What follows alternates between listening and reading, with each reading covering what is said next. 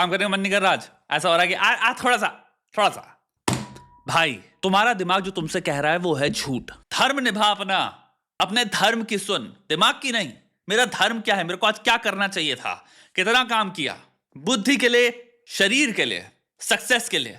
जिससे काम नहीं होता आप अटैक में उठाओ। बुद्धि के लिए, शरीर के लिए, सक्सेस के लिए पूरी टेम्पलेट दी है। तीनों चीजें डेली बेसिस पे बेहतर होती चली जाएं, ट्रैक कर सकते हो।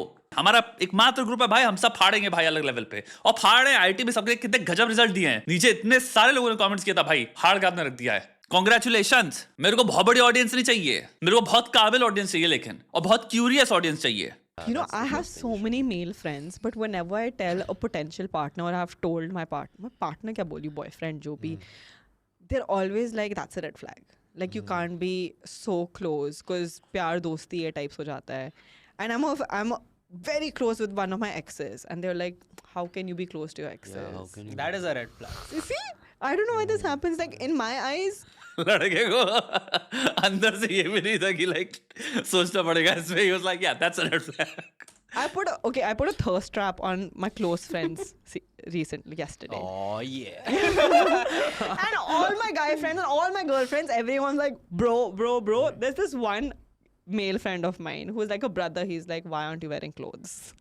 Like, put something on. I'm like, So wait a second. She said she has a lot of guy friends. She's close to one of her exes. बाकी जो उसने डिस्क्राइब किया, मेरे बहुत सारे गाय फ्रेंड्स हैं, उसको उसने यूज किया word so close to my guy friends, extremely close, let's just say, to one of the exes. फिर लड़की ने थर्स्ट ट्रैप डाला, यानी कि एक लड़कों को थर्स्टी बनाने वाली picture. And what she saying is only one said कि हे I disagree with this.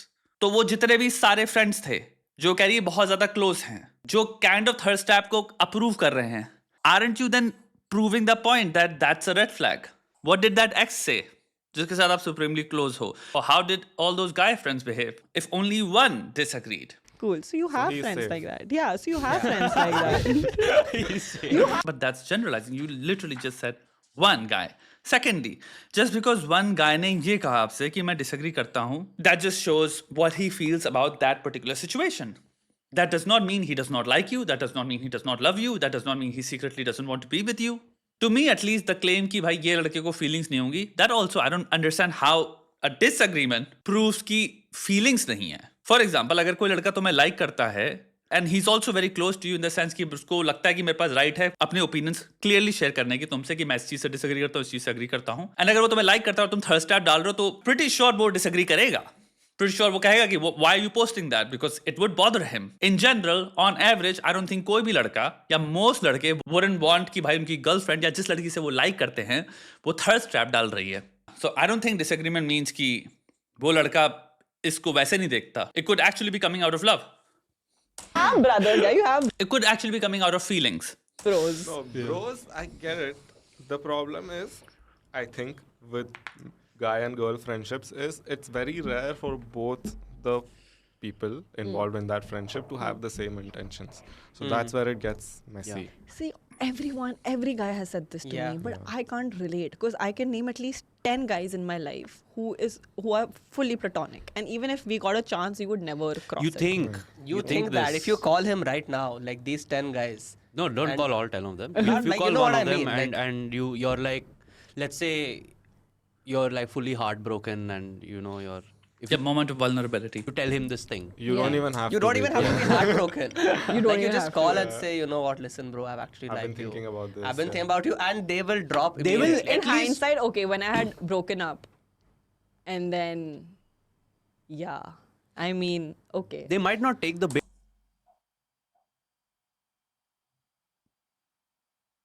Is this like a self-awareness thing? Like a person is living in denial?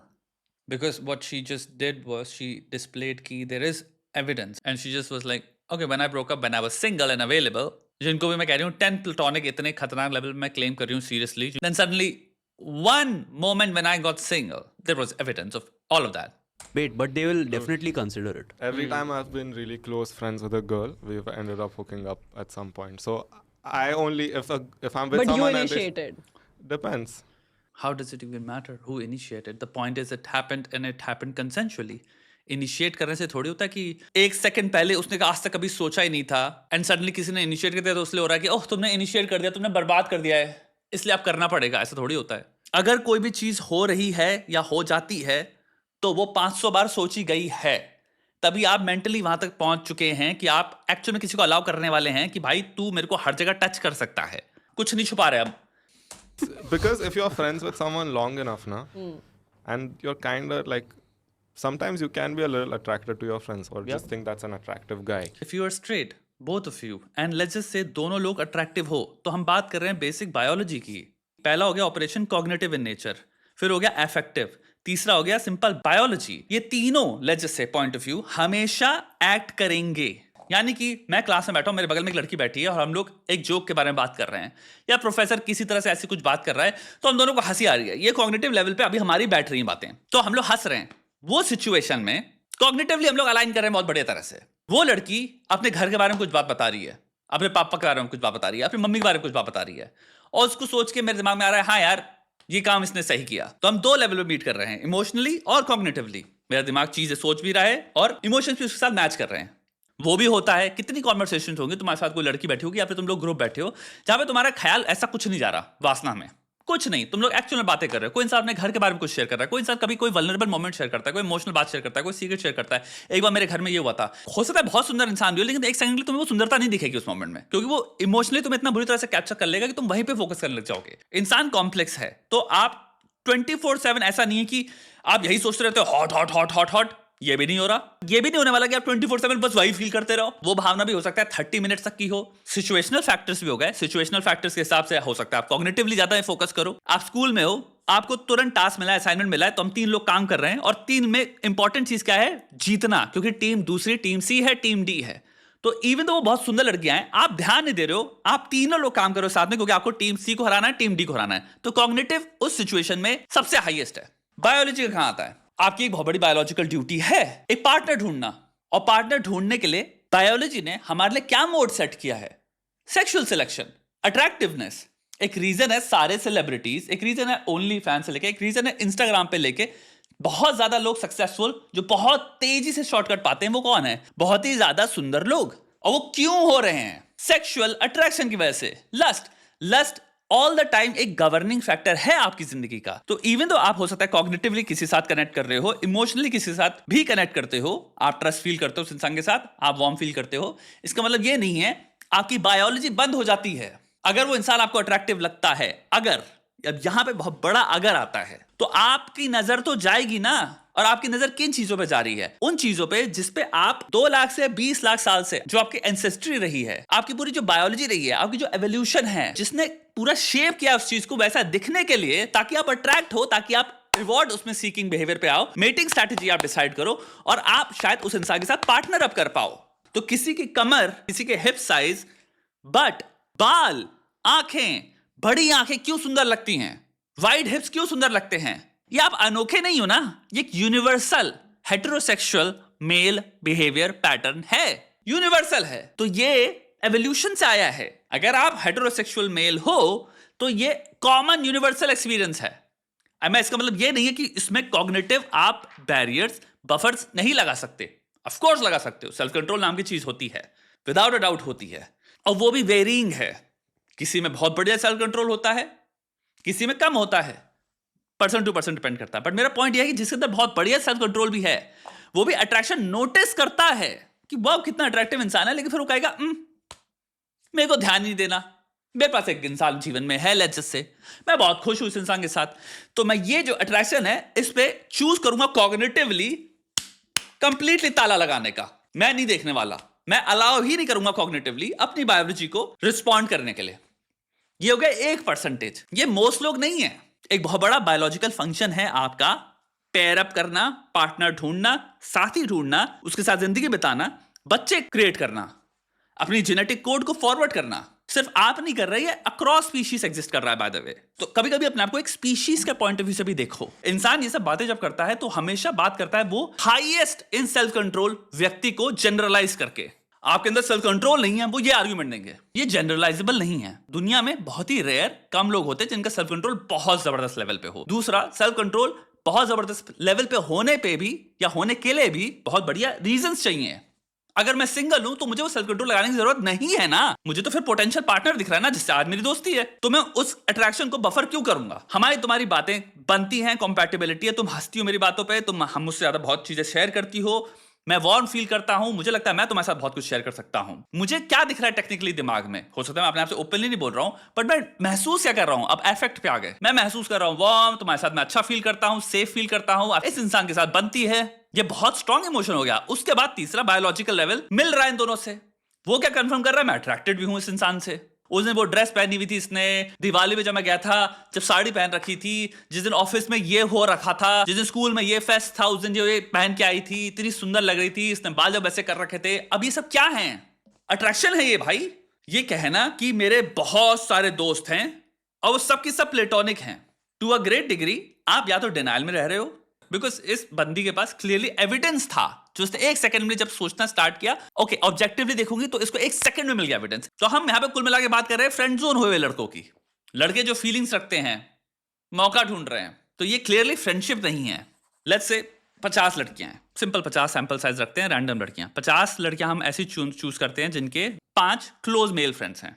तो पहला हाइपोथेटिकल या हाइपोथेसिस जिस पे रिसर्च होगी वो ये होगी कि भाई कितनी होंगी इन 50 में से जिनमें एक बार भी इन 5 फ्रेंड्स के साथ आपने हाथ नहीं पकड़ा, किस नहीं किया, किसी प्रकार की सेक्स बातें नहीं करी, आपने लाइनें नहीं तोड़ दी, कोई ऐसा पोर्शन नहीं था उस चीज में जो कि अगर आप किसी पार्टनर के साथ हो या फिर बॉयफ्रेंड बनाओगे तो आप छुपाओगे, यानी चीजें सेक्सुअल हो गई, यानी प्लेटोनिक नहीं रही। दूसरी चीज ये भी आती है इंटेंसिटी कितनी है फ्रेंडशिप की। कई लोग हो सकते हैं जो कहें कि भाई हमारा प्लेटोनिक फ्रेंड है, बट एक्चुअली वो क्लोज फ्रेंड्स ही नहीं है। लोग बैंक में काम करते हैं, आप किसी ऑफिस में काम करते हैं, और ऑफिस में जितने लोग भी हैं सब एक दूसरे से बात करते हैं। अगर कोई परिवार में फंक्शन हो तो भाई फंक्शन में बुलाया भी जाता है, तो उसको आप एक तरह से कैटेगरी में कह सकते हो फ्रेंडशिप है, क्योंकि ऑफिस के टाइम में गॉसिप भी बहुत चलती है, बातें भी होती हैं, बट वो वैसी फ्रेंडशिप नहीं है कि इंसान घर आके उनको कॉल कर रहा है। वो फ्रेंडशिप है सीमित, जिसमें एक कॉमन पॉइंट है ऑफिस सेटिंग। तो यानी कि कोई आंटी हैं जो जाती हैं ऑफिस और बगल में बैठते हैं मिश्रा जी, उसके बगल में बैठते हैं लेट्स से कोई भी गुप्ता, श्रीवास्तव, कुछ भी जो मनाए आपका नाम को लास्ट नेम रख दो भाई। वो लोग बातें करते हैं कि आजकल आपके बेटे में क्या चल रहा है, घर में क्या चल रहा है। वो एक तरह की फ्रेंडशिप कंसिडर करी जा सकती है वो फ्रेंडशिप, क्योंकि आप एक्चुअल में बहुत इंफॉर्मेशन एक्सचेंज करते हो, आप ट्रस्ट करते हो तभी कर रहे हो। वो इंसान अपना बता रहा है अपने जीवन में, लेकिन वो फ्रेंडशिप एक्चुअल में क्लोज फ्रेंडशिप्स नहीं है। इवन तो वो मदद करेंगे दूसरे की, अपने पूरे रिसोर्स पूल्स और निकाल के चीज उनके लिए करवा देगा। अब यहां पे क्या हो रहा है, इसको कहते हैं सोशल कैपिटल। एक्चुअल में ये क्लोज फ्रेंडशिप नहीं है, ये मोर सो है आप और हम एक ग्रुप के हैं, और ये इन ग्रुप रिलेशनशिप्स जो होती हैं ये भी बहुत स्ट्रांग होती हैं, बट ये नेसेसरली फ्रेंडशिप नहीं होती बहुत क्लोज। सो आप कोई भी रिलीजन सेटिंग में चले जाओ, रिलीजियस सेटिंग में आप देख लोगे लोग अक्रॉस जेंडर बातें कर रहे हैं एक दूसरे से, और जो बातें कर रहे हैं उसमें बहुत अच्छी खासी इंफॉर्मेशन शेयर हो रही है, परिवार के बारे में, क्या महसूस करते हो, भावनाओं के बारे में, बट दायरा हमेशा लिमिट रहता है एनवायरमेंट तक।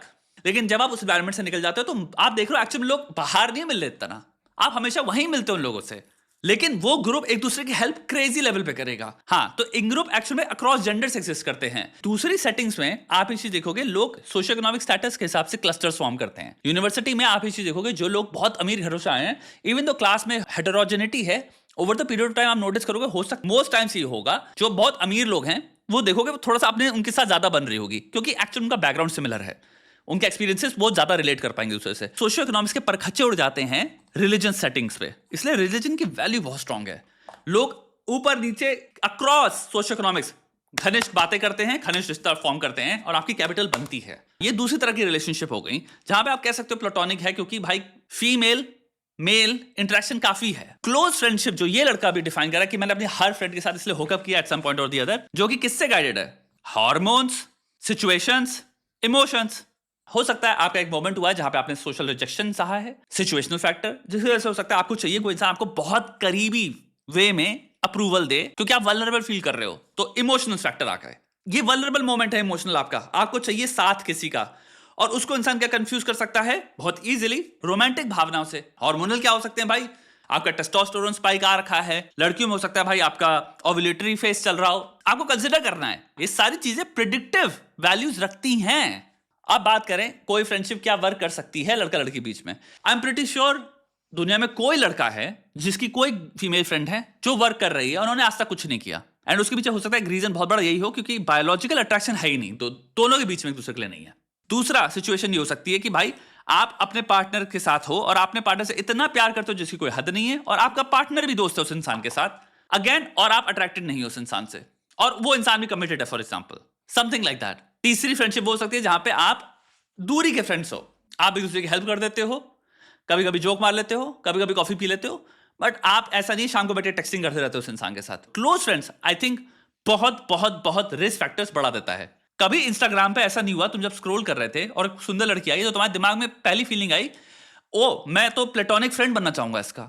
कोई लड़की अगर इंस्टाग्राम या पॉडकास्ट में या इंटरव्यू में बैठी है और अगर कूल बातें कर रही है जो कि आप एक दोस्त से एक्सपेक्ट करते हो, वैसी बातें हो रही है, लेकिन वो अट्रैक्टिव है, तो सारे नीचे लड़कों का कमेंट यही है, I am in love with her. कोई आपको प्लेटोनिक नॉनसेंस नहीं दिख रही, आपको एक्चुअल में अट्रैक्शन का एक्सट्रीम दिख रहा है। Not only is this person attractive, मैं इसको एक्चुअल में परफेक्ट समझता हूं अपने लिए, यही चाहिए। सो अ पर्सन, अ फ्रेंड जिस पे आप ट्रस्ट कर पाते हो, things work and you're attracted, is actually a wife you want to have, not a platonic friend. अब इसको दूसरे पर्सपेक्टिव से देख सकते हैं, अगर आप हीडोनिस्टिक लाइफ देख रहे हो कि मेरे को किसी के साथ पार्टनर अप नहीं करना, लेकिन मुझे सिर्फ संभोग करना है, अगर ये सुंदर है तो हाँ इसके साथ भी कर सकते हैं ना, क्योंकि आपकी एवोल्यूशनरी भावना जो आपको अट्रैक्शन की तरफ नोटिस करवाएगी वो तो है अभी भी। आपने कॉग्निटिवली अपनी मोटिवेशन चेंज कर ली, आपकी मोटिवेशन ये नहीं है कि मुझे पार्टनर अप करना है किसी के साथ लॉन्ग टर्म, आपकी मोटिवेशन है मुझे शॉर्ट टर्म चाहिए, मुझे शॉर्ट टर्म प्लेजर रिवॉर्ड चाहिए। तो अट्रैक्टिव इंसान उस टाइम पे आपको दिखेगा कि भाई हुकअप कर लेते हैं, आप फील तो करोगे, प्लेटोनिक तो नहीं हो जाएगा ना। And then you go through these different phases of life. It's very possible that those phases will align at some point. So the possibility. So he's defining the situational factors.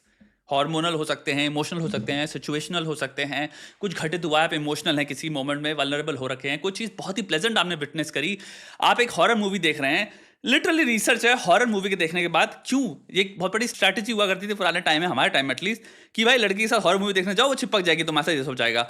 Research में they found actually true है ये, जब आप किसी horror movie देखते हो या कुछ भी ऐसी चीज देखते हो, लोग अपने जो बहुत ही प्रिमिटिव जेंडर रोल्स हुआ करते थे उसमें रिवर्ट कर जाते हैं, people revert back to them. So लड़की एक्चुअल में चाहती है कोई इसको हक करे, टाइटली प्रोटेक्ट करे, एंड ये चीज इसलिए वर्क भी करती है। You wouldn't believe how much situational factors matter. कि आप cognitively कुछ भी सोच के बैठो कि मैं हमेशा ऐसे ही रहने वाला, चीजें वैसी रहने वाली हैं, बट आपकी psychology in so many ways आपके कंट्रोल में नहीं है, सिचुएशनल फैक्टर्स के कंट्रोल में है, हार्मोन्स पे कंट्रोल पे है, आप क्या महसूस कर रहे हो उस पे है। एक अकेली रात को अगर आप जा रहे हो किसी के साथ और आप प्रोटेक्टेड फील कर रहे हो तो हो सकता है उस मोमेंट में आप अट्रैक्शन फील करने लग जाओ, आपको पता भी नहीं है क्यों, एंड रिसर्च में सब दिया हुआ है बहुत तगड़े तरीके से।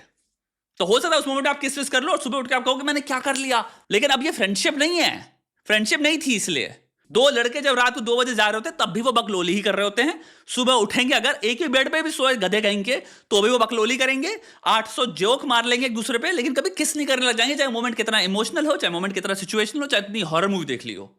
Is kind of always You know, the there. science behind it is that you're a male, you're a female. If you're attracted, if you're straight, if you're attracted to them, your body will want that. Yeah. But you're conditioned because now there's a label of a friend. Yeah. So society has created, as animal and humans, we would be attracted to the other party. Yeah. But society is like, no, baba. Yeah, I think these It's labels also- are Very ruining bad, everything. yeah. Like we could be having so much fun with our friends, but like. But So yeah, hedonism, right? That's, he just described hedonism. कि life में the point of life is just to have short-term fun. The thing is, actions have consequences, and actions most often have long-term consequences. Creating something, एक habit create करना, एक सोच create करना, is also a negation of a lot of things which you could have created.